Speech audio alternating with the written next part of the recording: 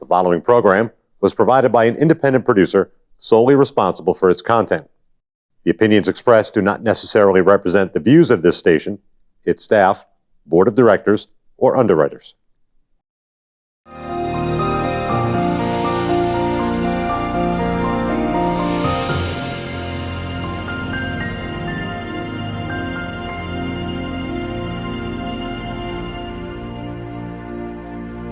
Joe, how's everything going with your organization? Hi, Carl. Thanks for having me. We're doing really well on the state level. So our main job is to recruit, train, elect young Republicans in the state of New Hampshire. So our biggest success starts with in 2018, we had 10 young Republicans in the State House. That's good. And 2020 election, the red wave year on the state level, we got to 26 young Republicans in the State House, including one in Nashua. Great. So we're doing really great. Yeah, that's well, that's what we need, the young Republicans to bring spirit back to the people. There's a lot of people that are called non-declared. Those are the ones that I think people really were afraid of saying they were Republicans. Now, I don't think that's true. I think people are very interested in being involved with the government. Yeah. What's the issues that are hot in your organization? Well, I think we're really worried. I think some of the undeclared voters are some of the most partisan voters. They're just afraid to put a label on it, which is okay. I'm a proud Republican. I've been a proud Republican. I'm not going to be a foreseer, but I see myself being a Republican my entire life. But there are some people that see themselves as, maybe this is anecdotal, maybe city employees that are afraid of, being labeled. That's right. College professors, teachers.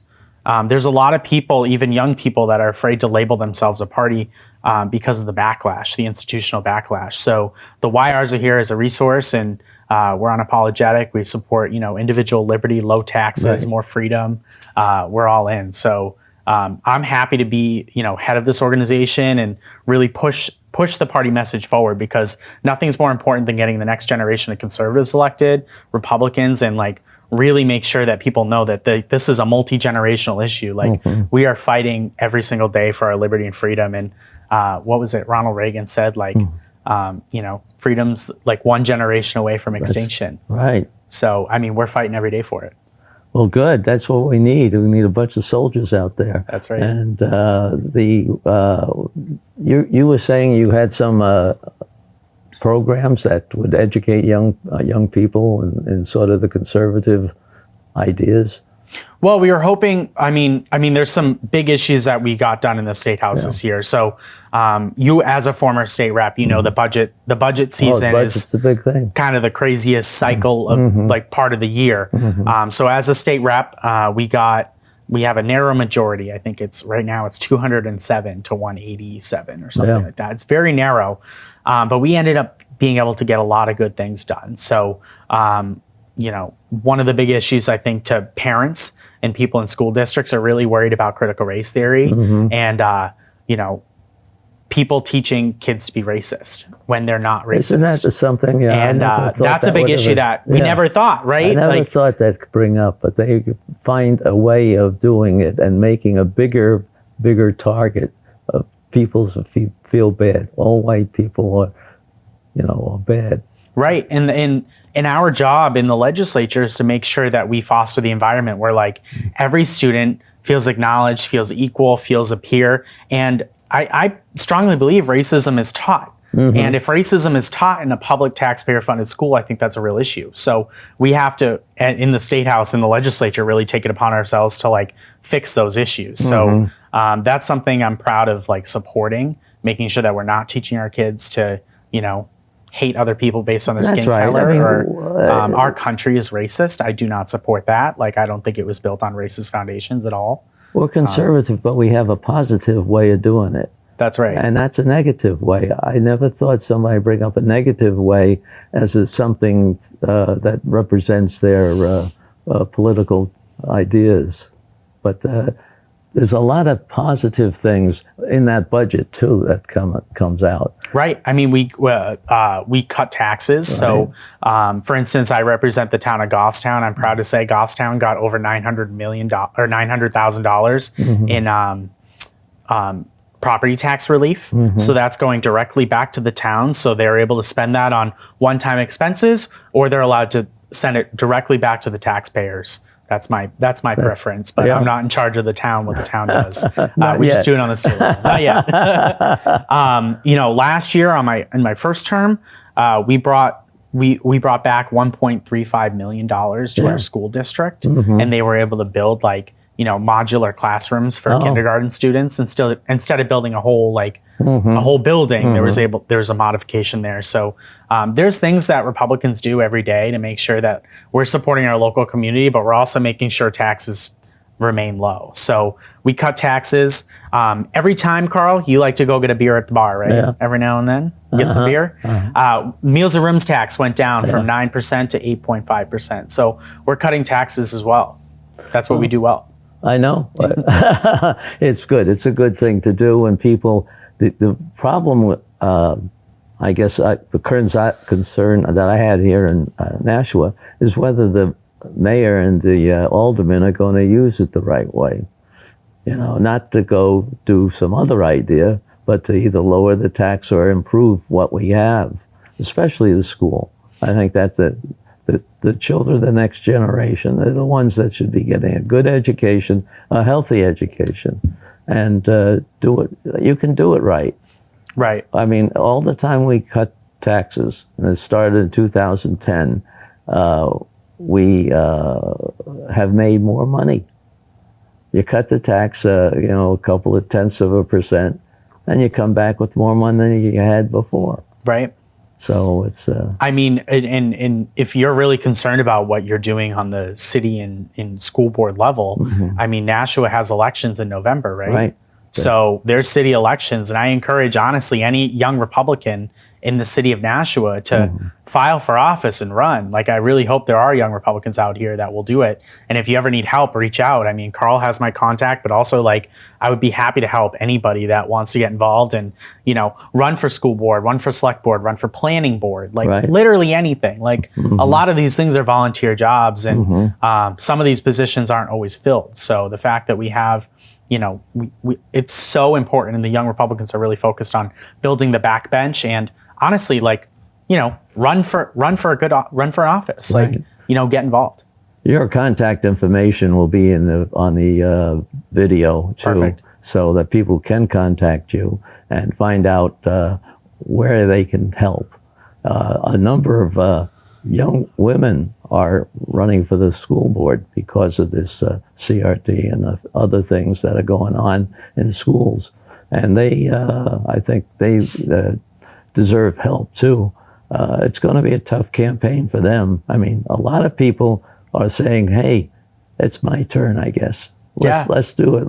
Let's get rid of this bad stuff.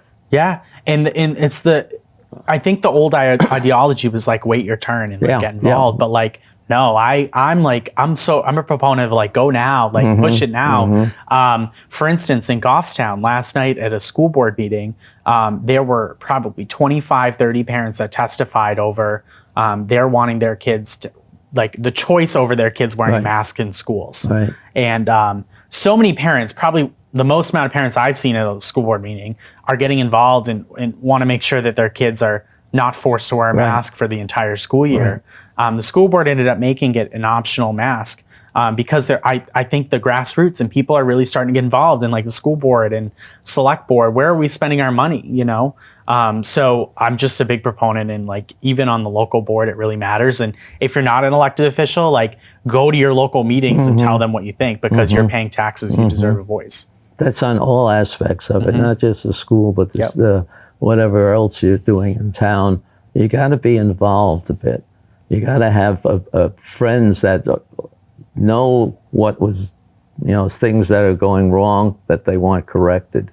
And that's the way people should be in New Hampshire. Yeah, and there's a bunch of parents that, because of that meeting and on the school board, we've created a group, like a grassroots Facebook group of parents that are concerned over choice over a lot of things, vaccination status, mask wearing, what we're teaching our kids. There's a lot of like different things that they're involved in. They're kind of rallying into a group. So I think that's what's important. It's like the people are finally kind of waking up and understanding that like there's a lot going on in this world, especially with this new administration that really is a little sketchy. That's and right. Yeah. I would go back and fight it every chance you get. Communication's something that's good too. We're getting the word out to a lot of people that they'll find out that there are other people with similar ideas that want to get together and make those changes. And that's the only way you're going to do it, is you get an organization going. And I understand that you've been growing since you, how long have you been president of the? I just took over in April. Oh, so okay.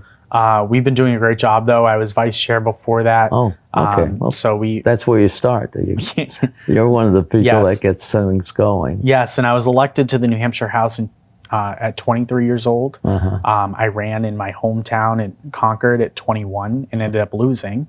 But the idea is that you should, even if you lose, you should run again and keep pushing and try. Definitely. So I ended up graduating St. Anselm College in 2017, and I was like, you know what? Like, I had a house purchased at that point right after graduation, and I was like, you know what? Now is a great time to run as well. You know, I'm a local bartender, so I understand like, you spend your whole day listening to people. You get a good audience. Right. You're like doing a bunch of things. You're pouring beers, you listen to people's problems, a little bit of everything. Why not now? You know, that's the whole philosophy I think we should be having. That's what we need. I agree. And they need a little bit of young ideas, young, I guess, orientation. It's a little bit different if you've had a life of 50 years or so, and you're sort of settled in certain ways. But, the ideas that come out of young people are great. I agree. And I think what's more important is that the young people partner with the generations that have gone before them, and we become a team, because there's a lot of things that and you served 4 terms in the State House. So you understand a lot of things about legislation and where it moves and what we do. That's right.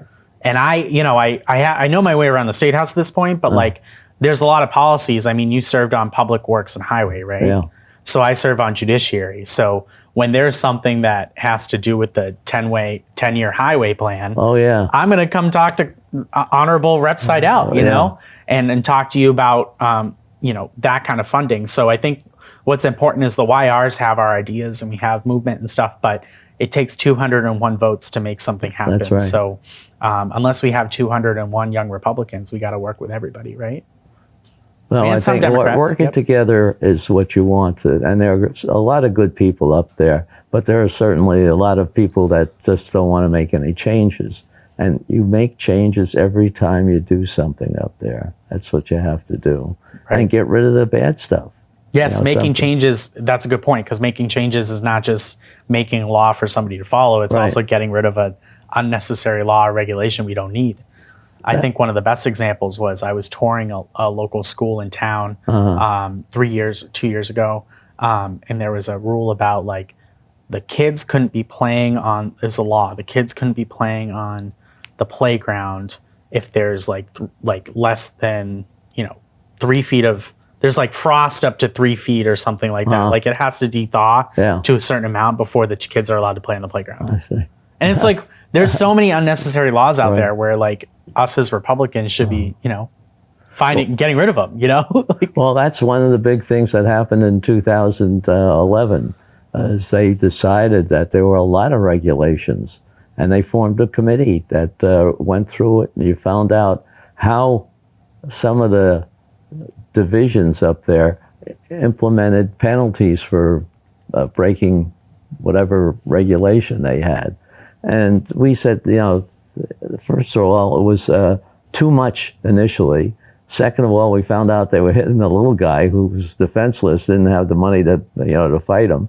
And we were able to change it around, get rid of a lot of the regulations, make sure they had a warning type of thing on your first violation, because some of those things, you don't always remember all the regulations once you start a business. Right. But anyway, it's gotten better from that standpoint.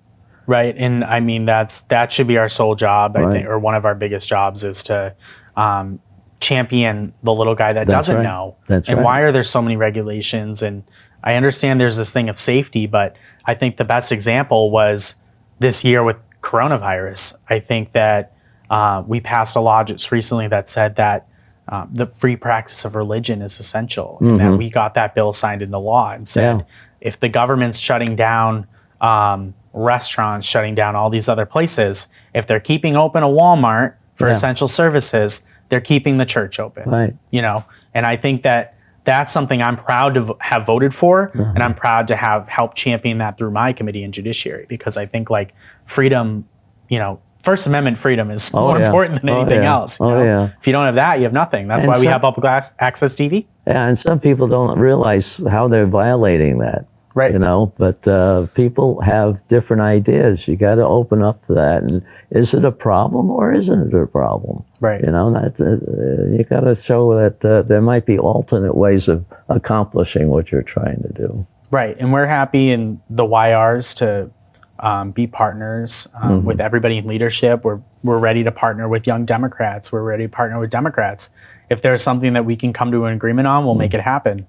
If we have That's to. a good idea. You know? But I think it's more important than ever that we, you know, That try as much as we yeah. can to work with everyone. Some years it was easy, some years it wasn't. I can tell you that. They were so adamant about doing something that it was kind of hard to get them to listen to something else. So, Yeah, and it's really, I mean, there's perspective changes, because my first term, the perspective should stay the same, but my first term I was in the minority as a Republican, and then my second term I'm in the majority. So in the minority, the first thing I experienced was frustration, because a lot of things that were being passed were, first of all, I didn't vote for most of those things, but right.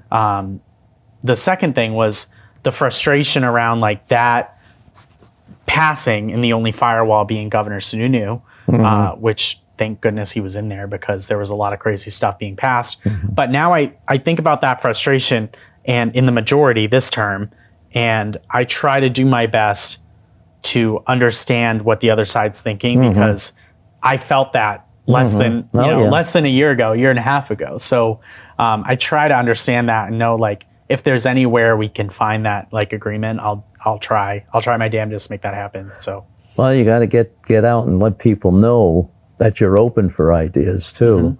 That's one of the things that I found hard to do sometimes. yep. But not all the time. And sometimes you have to go into a long discussion before they can see, and they don't always want to wait around and listen to you. But I found one of the best things that we did was before before coronavirus, the legislators would be able to, after session, like go to a bar, grab one or two beers with their colleague, and there was nothing better than being able to talk policy over a beer more than anything else. And that's where a lot of stuff happens too, because you find like definitely. they're not evil, like we're not enemies, you know, we're opponents. We're opponents on issues, But sometimes it and works out. adversaries, Yeah. and sometimes we're not. At So lunchtime too. That's another right in the State House cafeteria, right. one. Oh yeah. I mean, You there's see so all many that going times on. there's so many times I sat with my committee in the State House cafeteria, and we would just talk about, you know, the bill or whatever, or Yeah. some of the committee or whatever. But because of the shutdown, we weren't necessarily able to do that. And now this term, I don't know a lot of the new freshman reps, so it's hard for me to reach out and talk to them and build a relationship with them, because Yeah. you aren't getting lunch with them, you aren't getting the beer with them or whatever, you know? So Well, you know, you could have one of your meetings right up there, right after one of the sessions. Sometimes That's so right. you get some guys in there. You know, you could have some kind of an event.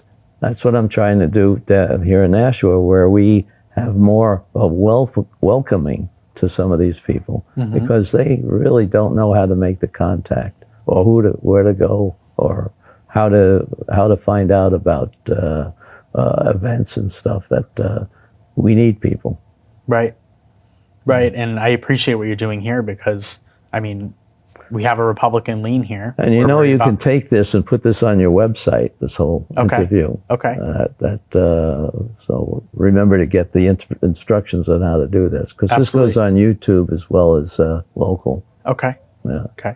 But that's communication is a big thing, and you have to go out and knock on every door. You know, you just don't go by, oh, I just want to talk to Republicans and get them in. You got to go out to all Unless of you them. live in only a Republican town, you got to talk to everybody. And, Right. So I lost in 16 in my hometown, went to St. A's, lived in Goffstown. I ran, but I didn't know a whole lot of people. All I did to meet people was I knocked doors, and I ended up winning in Goffstown by 9 votes in 2018. Oh, really? So when you talk about a I nail never had biter, one it's- that quick. Yeah, that it's close. really tight. Yeah. So, I mean, I think about that one day that I didn't go out door knocking, Yeah. or I didn't want to, but I did. And that's the day that really clinched you winning, Yeah. you know? And Yeah.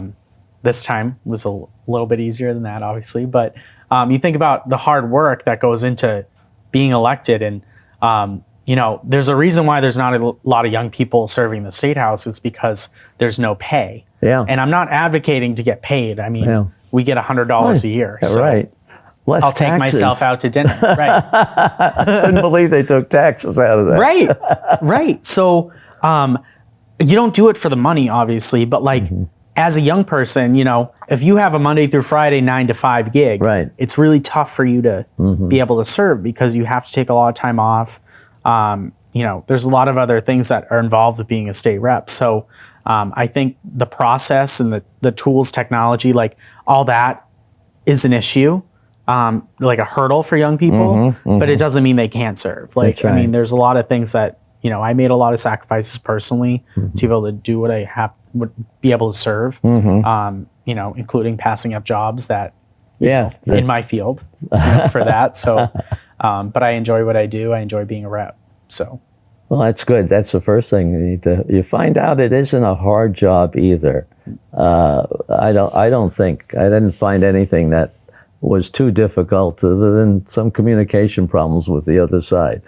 But, just getting up and listening to some of those people who want to just talk, you know, I mean, not really substantial, but you got to get into it and know who are the people that are influential and who can help you get some of these legislation pieces through.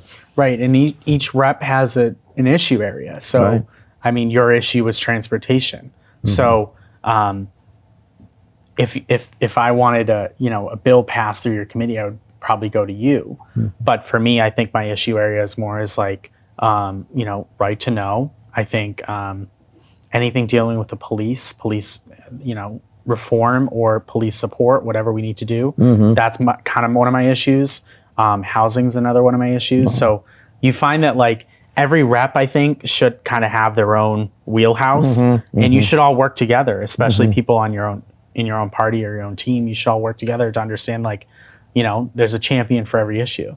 Oh yeah, and there are groups that form too that do this a little bit more formally that are helpful, and you'll find out which ones you like. That's right. But it's a very interesting time and very rewarding, and especially you get to know a lot of the people in your area, and try to get them to follow you. You know, you gotta always think about somehow determining your substitute, if that's a good word, so that you have somebody to follow you. Because you're not going to be doing this for 50 years, I don't think. Probably not.